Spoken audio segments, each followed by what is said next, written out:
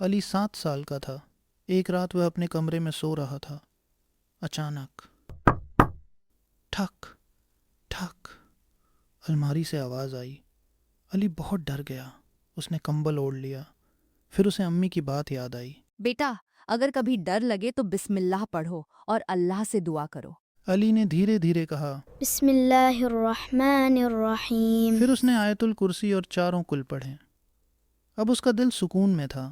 اس نے ابو کو آواز دی۔ ابو کمرے میں آئے۔ انہوں نے الماری کھولی۔ اندر ایک چھوٹا سا بلی کا بچہ تھا۔ وہ غلطی سے الماری میں بند ہو گیا تھا، اس لیے آوازیں آ رہی تھیں۔ ابو نے بلی کے بچے کو باہر نکالا اور اسے پانی پلایا۔ علی خوشی سے بولا، اللہ کا شکر ہے، میں نے ڈر کر کوئی غلط کام نہیں کیا۔ ابو مسکرا کر بولے، جو اللہ کو یاد کرتا ہے اللہ اس کے دل کو سکون دیتا ہے۔ اس دن کے بعد علی ہر رات سونے سے پہلے دعا ضرور پڑھتا تھا۔ سبق: ڈر لگے تو گھبرائیں نہیں، اللہ کو یاد کریں۔